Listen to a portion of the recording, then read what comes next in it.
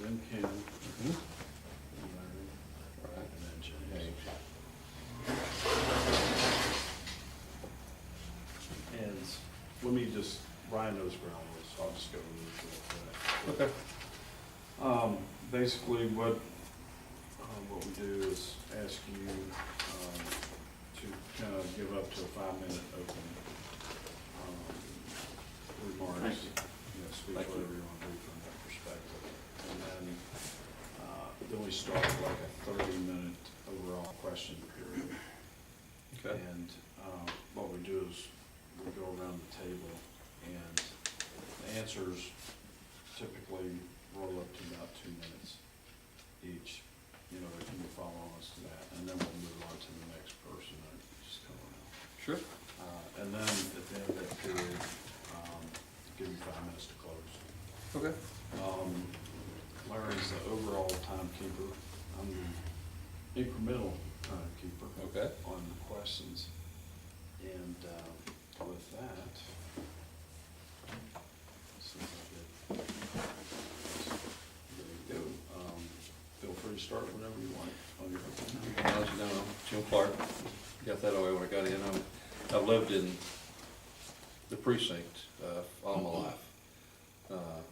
Actually lived in my grandparents' old house and over off Dewberry Lane and Grangerland, down kind of where Bob used to live, Bob Bagley. And this isn't something I'm taking lightly. This is something I've looked at for probably the last 20 years. At some point in time, I thought, hey, I would like to get into public service, more especially the commissioner's job, just because, I thought I could do a pretty good job at it, but I felt like at, 30 years old, or right at 30, that I wasn't ready to do what I wanted to do. And of course, Ed Reinhardt's been over there, and he's kind of had a toehold over there. And I actually thought about running the last election cycle, and Monty Lane, and it didn't look like it was going to be pretty, and I didn't think I wanted to be part of it. So I thought I would wait one more time and see how things shook out. I'm a fiscal conservative. Christian, raised up in the Baptist church right down the road from my house, and I just want to do what's right for the people. I mean, a lot of things, over this 20-year period, of course, I've had, major goals and minor goals, trying to reach up to the point where I would run. And things have evolved over that time. Now, I will say I've been at Commissioner's Court 90% of the time over the last year. And believe you me, the reasons I wanted to run for commissioner, I still have, but the reasons I have to run for commissioner is what I've seen take place up there. And I don't agree a lot with the way things are dealt with, the way things are handled, the way things are just, it's just passed over like it's nothing, $279 million budget to run the county. And my thoughts are in a perfect world, zero based budgeting would be perfect. But for them to take and go and see how much money they've got and then figure out how to spend it, that's, with a budget, to me, you go and see what you got to work with, and then you work backwards to see how little you can spend and how much money you can save the taxpayers. But to me, it's just the opposite. I think they go and see how much money they've got, and they got to make sure that everybody, gets their piece of the pie, and the little pet projects always get dealt with first. I don't think they're taking care of the priorities like roads, bridges and drainage, public safety. I mean, those things ought to be number one. And it's like, over the past few years, the joke's been that the sheriff comes up and they all go in the back room and tell him what's left and say, this is what you got to work with. Mm-hmm. If he needs $25 million, they go in the back room and tell him he's got 19, that's not any way to run, the most important part of our public safety, So I've just, it's almost become a twofold deal. My background is quite diversified. I do have a lot of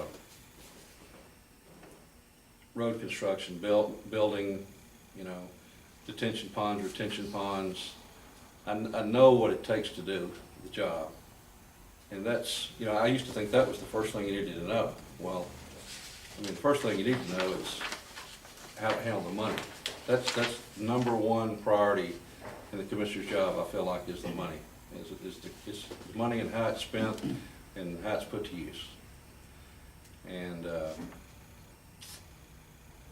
I just know in my heart that I feel like I am the best candidate for the job because of the background I have, the type of person I am, and above all, I'm a people person. I've always excelled in everything I've ever done. I go and I try to find out more about the position or what I'm going to be doing and what it's going to take to do the job. And then I just, I work well with people. I lead by example, and I feel like I'm the right choice for this job, and that's why I'm running for it. And I've got a well-defined path to victory. I've got a lot of good people in place, and we're working hard to make absolutely sure that I will be the next commissioner of Precinct 4. I think that's pretty close to 5 minutes. That's right on. Thank you. Larry, you want to start off? You just right. You kind of answered my first question in regards to how is the income and the funds divided. It's done in the back doors and so forth and so on. How would you propose to change it? Well, I think right now it's a good timing for that to happen with the actual changing of, let's see, there's me, Craig Dole is leaving, and the county judge. So you've got 3 votes on the court that are going to change places. Now, I don't know what's going to happen in the other 2 races. I have an idea what I might think happened, but I think it's a perfect opportunity to, you have to all work together. You can be a lone gunman and you can stand up and holler and scream and throw a fit and, you know, show yourself in court. It's not going to get you anywhere. You have to be able to work with the other guys to, you know, for the greater good. You have to be able to sit down and say, hey, this isn't working. You know, Nowak did put his foot down, and he got the budget committee put together. I don't know really how effective that was. I do think that they're thinking that, you know, there are different ways to do things besides the good old boy way. And there's nothing wrong with being a good old boy, but the good old boy I'm talking about is not who I am. I'm a good old country boy who believes in God and the country and doing the right thing. And I believe that if I'm elected to this position, that the people are looking to me to take care of their money and how it's spent. And one of the things that drives me crazy is, you know, right now I'm in the commercial real estate business and was in the residential real estate business, and they jump up and say, we lowered your taxes. We lowered your tax rate. We're working hard for you. And, you know, what the effective tax rate is what we're looking at. They've doubled the values. You go to the mailbox, you get your tax bill, and it's double what it was. Where's that lowering your taxes? Sure. What are the 3 major areas in the budget you'd like to see adjusted? Right now, I think the biggest crisis we have, and especially in East Montgomery County, is the roads.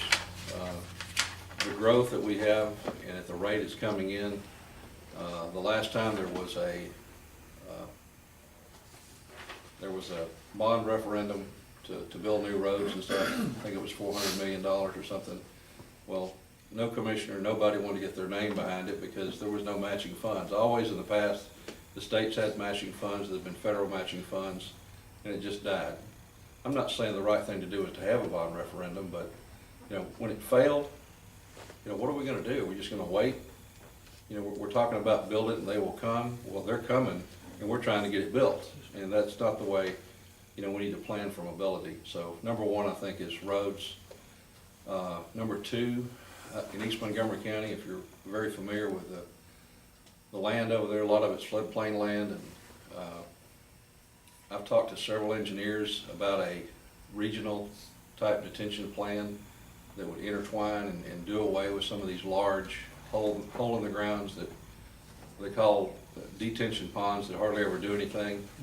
And so roads, drainage, and I guess all pretty well equal law enforcement and restructuring of law enforcement. I'm not saying we need more law enforcement. I think we need better structured law enforcement, and because we've got a crime problem right now. I know they asked for $1 million out of nowhere last time with no planning, no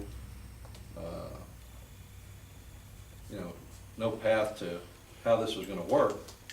And I mean, that's not going to fly with me. If you just walk up and think I'm going to give you $1 million for the task force, and if you show me what you need, you show me how it's going to work and what's going to happen, and it makes sense, and we've got a need for it, then I think that's the three major areas. Okay. James? Sure.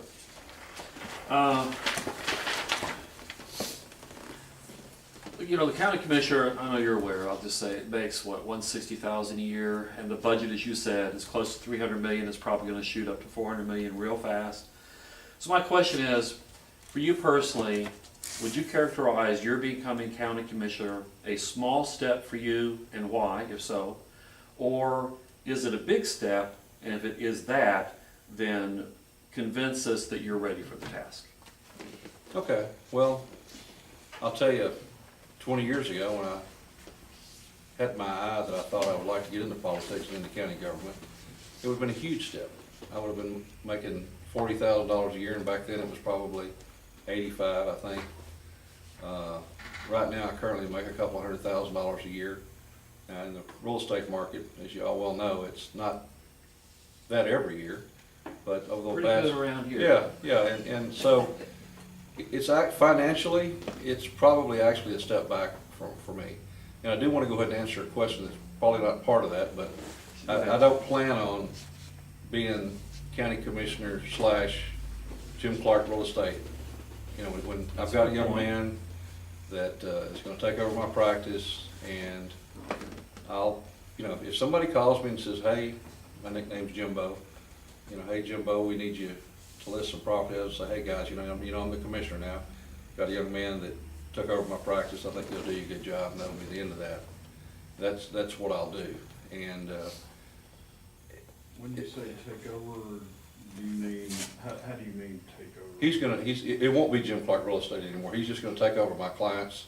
I have a book. Buy it out? Yeah, buy it out, Oh, okay, right. okay.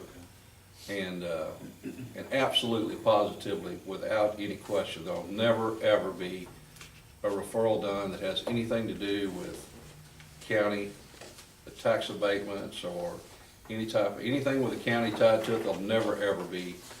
I'll make sure that it's known and on paper and plain for the people to see that I'm not getting a nickel off anything like that. I just don't believe that's the way to do business. So, Okay. 10 seconds.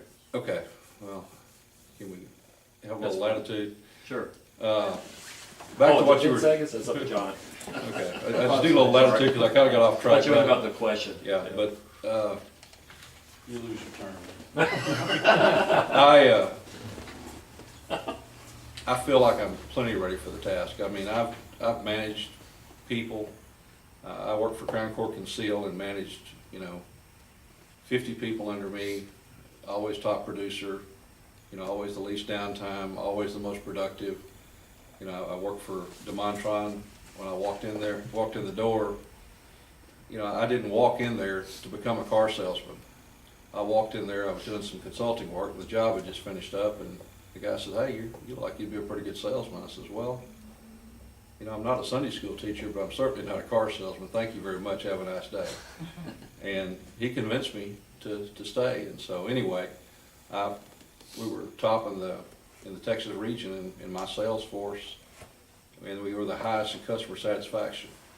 And I feel like the taxpayers are going to be my customer, and their satisfaction is going to be paramount to what I'm doing. You're not going to make, that's the biggest problem I have is with this job is Jim Clark hopes to make everybody happy, and I think in this position, that's gonna be an impossible.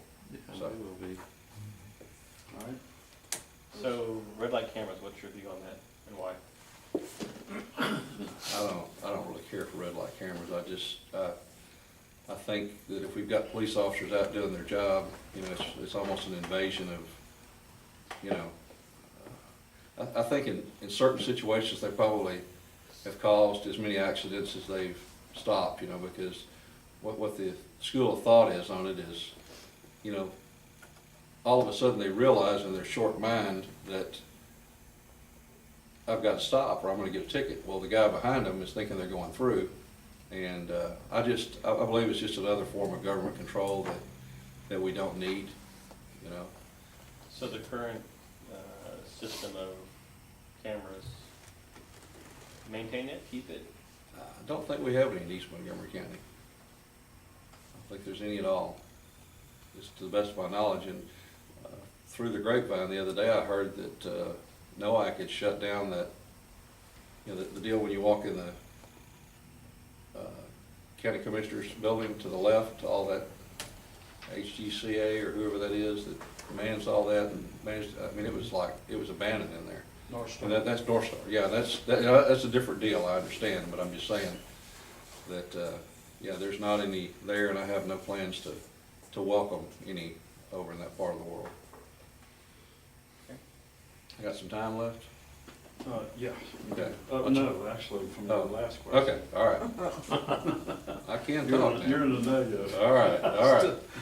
Actually, you're only, Okay, you're about 10 seconds. we'll call it good. Okay. On your questionnaire, Jim, or our questionnaire, your answer. Mm-hmm. So just to give you a point of reference, kind of the second page, will you limit budget increases? Will you vote to limit budget increases to a factor based on population growth and inflation? And that's on the second page. Okay, okay. I'm looking at And it is. Okay. The third. Okay, all right. You had, and it was a yes or no question, you had a pretty emphatic no with exclamation mark on it. And so the question was why? You know what, I think that should have been a yes. When I read it, it says, will you vote to limit budget increases to factor based on population? Yeah, that's a yes answer. I mean, I put no, and then I guess when you read, we're gonna continue to grow our population, and with that growth comes larger tax base and some extra need for services to handle their residents' businesses. We've been told we need to raise the budget because of this need. This is true to a very small degree. I mean, they use that as, you know, we gotta have more police, we gotta have more fire, we gotta have all of this, but Right. it's, you know, for too long, it's just like I said in my opening, that they've continued to find ways to grow the budget. So yes, I apologize. I will change my answer and put, yes, I would limit the budget on that, because they just, you know, if you do the math, it's horrendous. I mean, they lower the tax rate by 0.1% and say they've lowered your taxes, and like say, well, you get a double your tax bill. I mean, where did the money go? I mean, that's the main thing I want to get in there and find out, where does this money go? Where's the beast that's eating it in the back room? Because, I mean, we're growing by leaps and bounds, and there's two factors. There's, right now, I think 75 people a day moving to Montgomery County, and the other thing is the housing market is in a boom, and the taxable value as of, I don't remember the time, 2 years ago or 5 years ago was about half of what the actual value of the home was. And now, Big Brother has, you know, Texas is a non-disclosure state, so what you paid for your house should be kept private, but it's not. At the appraisal district, they go in and they see it on HAR, because HAR reports what you sold your house for, or what you bought your house for. Yeah. And you open up your tax bill and that's what you got. How do they get that information? And, okay, and I've talked to Brandon Creighton, and I don't know I don't know what can be done, you know, And we're at the halfway mark. okay? Got one real quick one, you can answer real quick. And Make up for, yeah. Former Texas Ranger Sergeant, what, explain that. it is a Masonic organization. It's tied to the Texas Rangers, and basically it goes to, you know, the Masonic end of the Texas Rangers. It helps elderly and retired Texas Rangers. Okay. Yeah. My main question is, some questions were asked about bond issues and roads and all that. Give us an overall understanding, your understanding of HGAC, what part it plays and how could you improve it?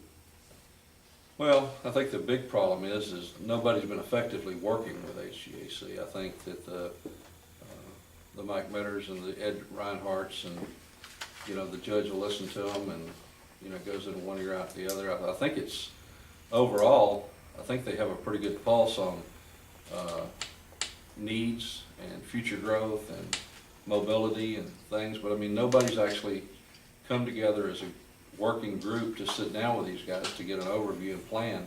And we okayed, I forget how much it was, $500,000 for a study that wasn't even tied to HGAC or anything they had to do. The information I feel they already had that we're paying for that they would have gladly shared with us if somebody would just come to the table and sit down with these guys. So, and they have money. They have money that they can put into projects, but in order to get that money, you have to be at the table and show a need and ask for it and see how it's going to work with what we've got. And you know, it's an underutilized tool that just being set aside. I'm done. All right, what's your position on toll roads?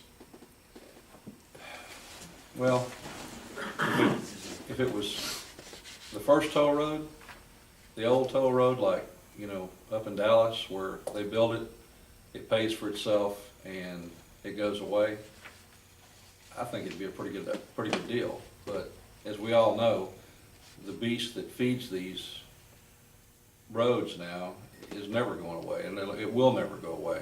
And the only way that I think a toll road could ever be effective would be like, say you had a toll road and it was going to be $50 million, and over, and I haven't got the exact calculations, but over 15 years, you know, it would pay out for itself. It'd pay out and be done. I'd rather go out, you know, 20 years and take 25% of the revenue of that road and put it into other projects, because I mean, you can't just put a toll road and have it go everywhere. It just goes to one place. You have to have tributaries, you have to have connectors, interconnectors and stuff like that to make the road system work. And, you know, I'm big enough to know that, you know, that sounds good in the real world. We'll take part of it and put it over here and this will happen and it'll go away and it'll be paid for. But the only way I'd ever vote for a toll road is if it was made so that it would be paid for and the taxpayers would, you know, it would be finished and done and over. I would not go for perpetual, and I don't know if it can be done now. I'm sure it can be. Somebody's just got to put their foot down. And we'd have to have 4 people that put their foot down, 4 votes or 3 votes anyway. And if it's going to be where it's going to be a continuing strain on it's double taxation, if you ask me. Okay, 5 seconds on that. James? I'll give you a scenario. Sheriff comes and asks for, you know, you've already done the budget, but they come back before you finalize it. The sheriff wants $5 million to handle an increase in cartel crimes. But then the constable also wants $5 million to use for a task force to find child sex predators. If you only got $5 million, who do you choose and why, obviously?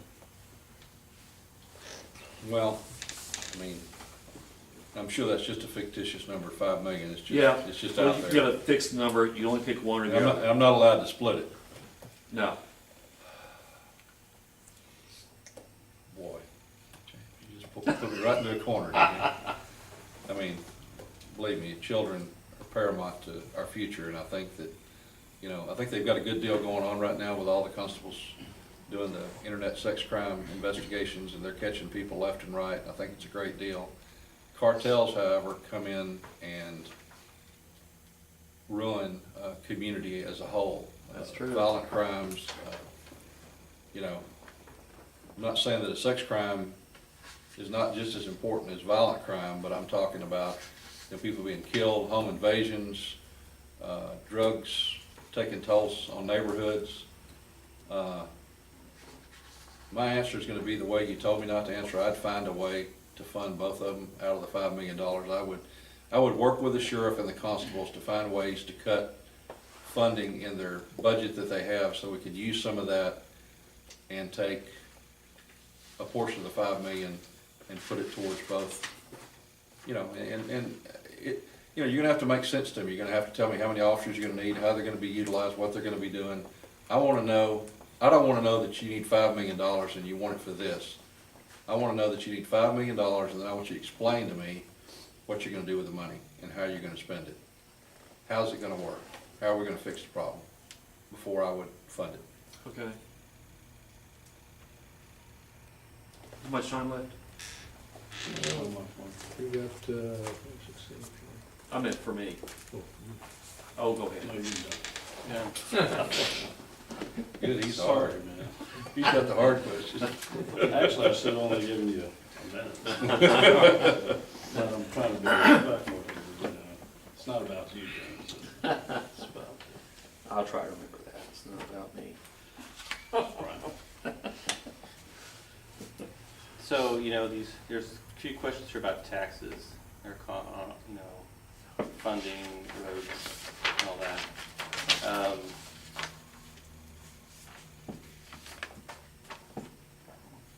And the first question about inflation and growth was a little bit confusing, the answer.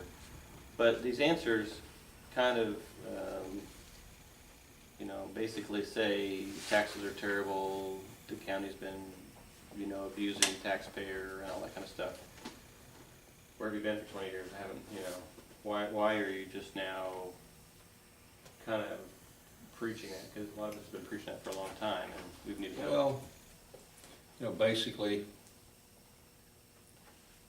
20 years ago, you know, I was just career-oriented, not looking, you know, I wasn't into the politics of it. I wasn't into thought I could do the job, didn't understand the politics. And over the 20-year period, I've evolved and figured out, you know, and just to be quite honest with you, until, you know, I know the county judge, I know a lot of those guys up there, and, you know, we may know each other, but I don't agree with the politics. I guarantee you one thing, from the minute I stepped foot in Commissioner's Court and started reading everything and doing everything and gaining the knowledge of actually what was going on, I mean, I felt like the stupidest guy in the room because I just had no idea. You know, you see stuff in the paper, you read about it, and, you know, I've just become better informed. And like I said, my view has changed on I want to be the county commissioner to I have to be the county commissioner because something has to be done, because this is just, it's crazy, it's nuts.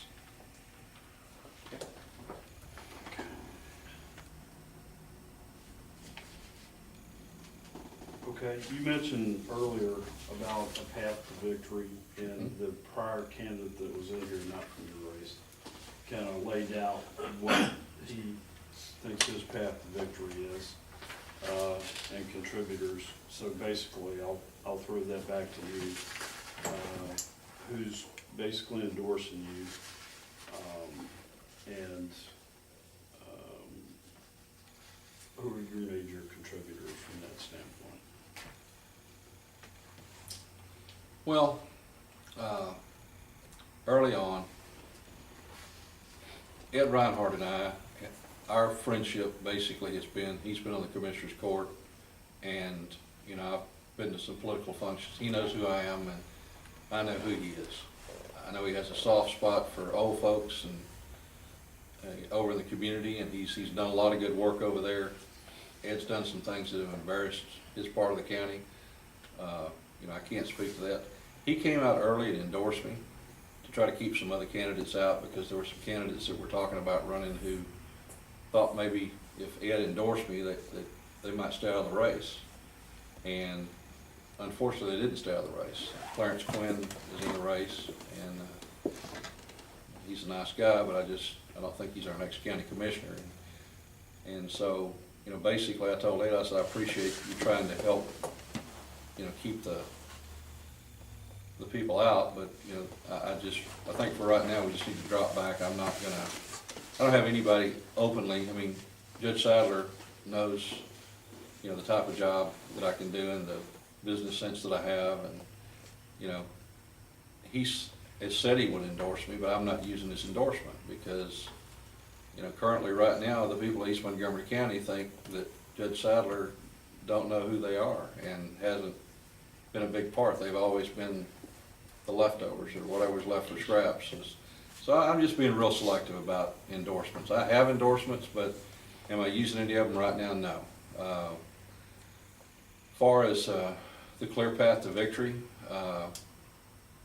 I had a campaign manager early on who, very brilliant guy. He's still my campaign analyst and does a lot of work on the campaign, but I just saw that he wasn't going to get the job done because he didn't have the drive and the wherewithal and know what to do to get me elected. So James Noack's, Doris Goldman's son, David Tyler, was James Noack's campaign manager. Yeah, that's true. And, you know, Kenny Spate was like the odds-on favorite. Everybody loved Kenny. Had his picture with the sheriff. Everybody endorsed him. Outspent James 6-1. That's right. And James walked up and, you know, won with a 4-man race without a runoff. And that's my intention. I think if we can keep it 4 or 5 people in the race, that I'm going to be victorious, because we're doing the work that's necessary. We're getting out, we're shaking the hands, we're meeting the people, we're talking to them. You know, we've got a Class A website up, and, you know, all, okay. You can finish. Okay. Finish your statement. I'm just saying, all the tools that, you know, that are at our disposal, we're using. And we have funding. I've raised about $35,000 in the first round. I raised about $25,000 the second round.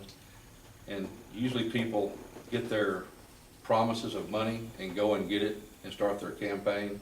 I have promises of money and I've went to none because I want to save that money to push me through to the end. And I've got about $25,000 or $30,000 worth of pledges out there.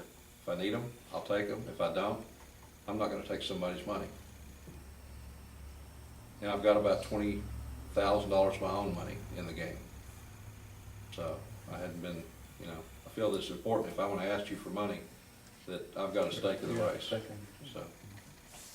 All right, well, Okay. All right, so you want to do a closing? You're up to 5 minutes. Okay. And I won't do that from that time before. Okay. Okay. And let me ask you this before I start my closing. I do have some information on the pulse of East Montgomery County that y'all may or may not know. I don't want to really burn my 5 minutes up. I would like to share that with you. And, you know, but if I need to do it to get that out there, I mean, there's a lot of stuff going on in East Montgomery County that people have no idea what's going on. And I mean, I've educated myself, I've got the information. I mean, there's gonna be $2 billion that's currently being spent in East Montgomery County. And so, anyway. The amusement parks, whatever. Yeah, roadways, other development. It's true. Well, use that as part of your closing. Okay, because- okay. And I'll put this, hang on, I'll put this in front of you so you Okay, gotcha. can go. All right. Y'all know I'm Jim Clark. I'm running for county commissioner, and I feel like I'm the right man for the job. I feel like I've got the background, the knowledge, the drive. you know, I care for people. I was raised by my grandparents, so I really got a soft spot in my heart for old people and children and all citizens. You know, I want everybody treated fairly. I don't want, you know, just because you've got a fat wallet and a big pocketbook and you drive a Lexus, you're gonna get treated any differently than if you drive a pickup truck and wear a Timex. You know, you're welcome in my office and your problem's just as important to me as the other guy. I don't differentiate, you know, my power or privilege or whatever you call it. I don't think it's a power position. You know, I think it's a service position. When this is over and done, if y'all will go to Google and type in definition of a politician, it'll scare you to death right now. And I'm here to tell you, I'm not a politician. I mean, that kept me up several nights. I want to be a public servant. I don't want to be a politician.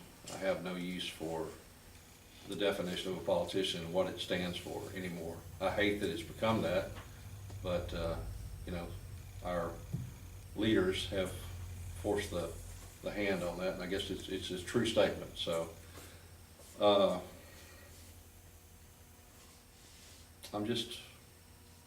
up to the task. It's not a step backwards for me. I think it's a step, you know, there's monetary reward and there's, you know, inside, you know, something in your heart, something you've done, something that you've left your mark, you know. And I feel like becoming county commissioner and being able to make a difference to the people of East Montgomery County and do a great job for the taxpayers. You know, I may not make as much money. I don't need a whole lot of money. I've got, you know, Your grandparents' house. I'm very conservative. My dad's 82 years old, lives right next door, and I'll never leave him. You know, if I'm 65 when he passes, that's so be it. I'm just going to be there. And I'm not doing it for the fact that I want to be the commissioner. I'm doing it for the fact that I'm the type of person that gives back. And I've always been involved in one organization or another. I've always been a leader in these organizations, and I can't think of a better position to be in to do the most good than county commissioner for East Montgomery County. I've still got about several minutes left, so here we go. It's your time.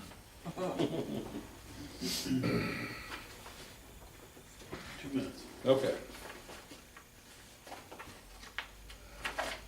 Currently, right now, East Montgomery County projects, naturally industrial park, Valley Ranch Town Center, Devola, Village at North Park, Transwestern Center, Kingwood Park, Kingwood Medical Center, Grand Texas Theme Park.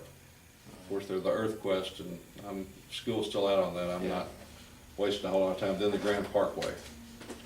As many of you know, the Walmart Distribution Center is the mainstay of the industrial park over there. It's a very large employer. Valley Ranch is going to have 1,300 homes in it, estimated $234 million investment.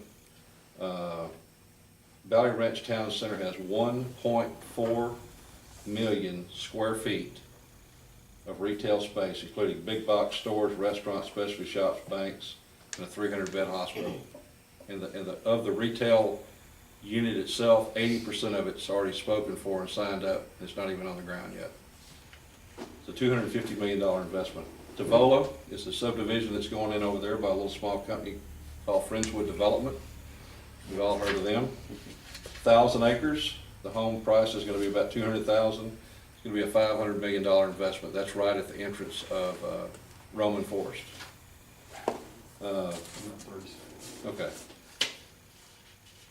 Village at North Park, it's the 123,000 square foot Kroger that just opened over there. It's bigger than the one in Willis.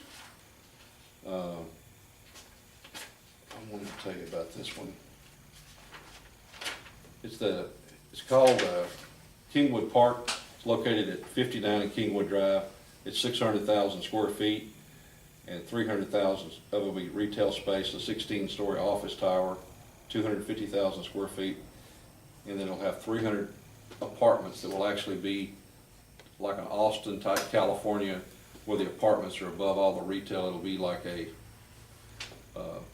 pedestrian-friendly deal. So, I mean, right now, there's a little over $2 billion worth of infrastructure going into East Montgomery County.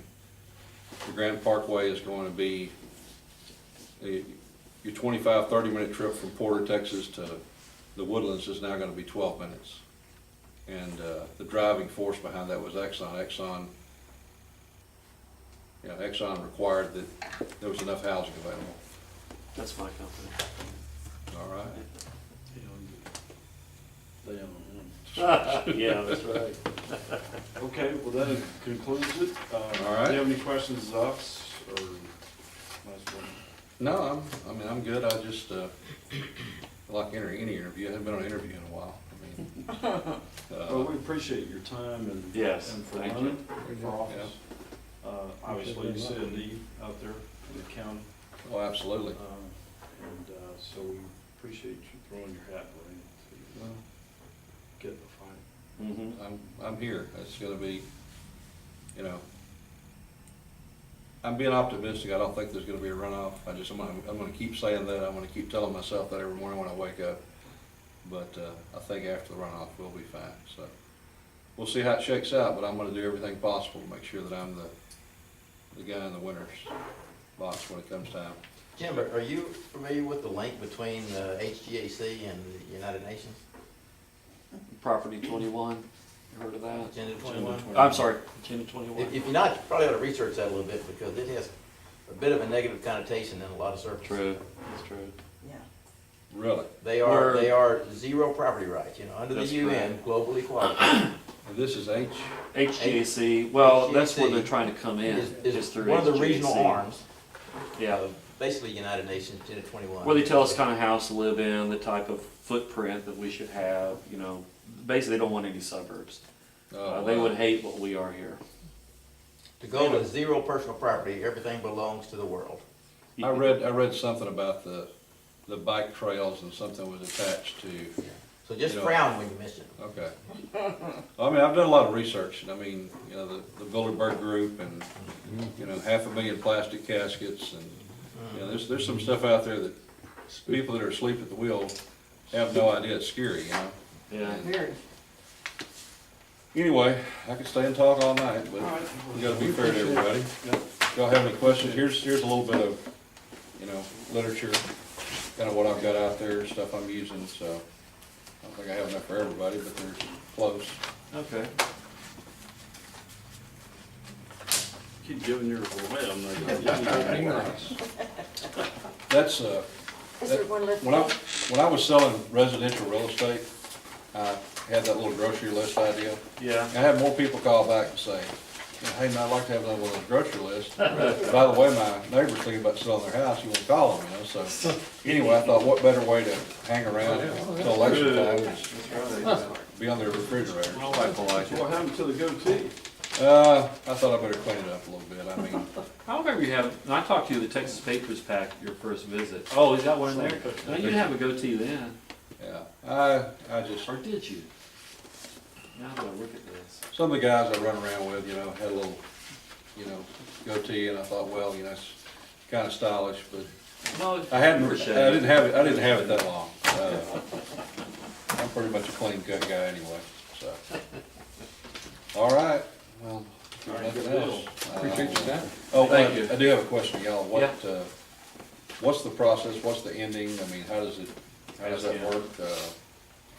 Well, right now, we are feverishly trying to send questionnaires. There's 13 races at least, Mm-hmm. maybe 15 if you go down to JP level. And so we're trying to catch everybody from how much U.S. Senator Cornyn seat up to the representative to governor on down to JP almost, if we can get to the JP level. Our main consideration is commissioner's race because it has typically the most impact on Montgomery County. Yeah. And so that's what we're trying to get all you guys done first, as Okay. quickly as possible. We're probably, in all likelihood, 100% sure that we're not gonna release any type of endorsement until after, you know, it could be the filing date. I mean, the deadline is December 9th, 6 p.m. Mhm. It could be then, or it could be after that. It depends on if somebody comes in at the last minute. The commissioner's race typically has the most potential for something like that. The state races, we know, aren't. If you're not in, you ain't got a chance. Unless your name is Nolan Ryan, and then Yeah. all bets are off. Well, that's, So, yeah, that's something to be said for that. I mean, it's Yeah. after the, and I kinda figured it'd be in line with, the end of the filing. Yeah, And I don't know if y'all, I mean, there's like 9 people out there that say they're gonna run for my, you know, for my seat, for Reinhardt, or no, not Reinhardt's seat, Montgomery County Precinct 4 Commissioner seat. Right. And, I mean, there anything from a 28-year-old guy that, you know, can run a backhoe that thinks he needs to be commissioner to, mhm. you know, so I mean, we're just gonna have to wait and see, so. Well, and that's just kind of answer your question. That's pretty much the timeline, is December 9th, well, you know, where it impacts you, or maybe a little further out if we gotta, you know, interview somebody else that's jumped in the race at the last minute, and to get everybody together, it's probably just gonna be days after that though, until we can corner them and interview them and be done. But, you know, if somebody comes at the last minute, but we plan, I think, more or less to probably, if we can get that race done first, you know, we'll do that, but we won't release our findings until then. Okay. Thank y'all very much. I appreciate your time and consideration, and You bet. thank you. Now, my colleagues, the next time old move up here, will they be able to get a tax abatement for their home property taxes? They'd like to know. Probably not. Just go ahead and say that right away. I'm adding all this other value to the county. You gotta take James with a grain of salt there. Thanks A about lot of greens or big greens, or both. Unless they're self-funding, I have no place. I'm not gonna pay somebody to come here. Yeah, that's what Even though that wasn't a question, I'll let you know that. See y'all guys, thank you so much. Thanks for coming Thank out. you, Jim.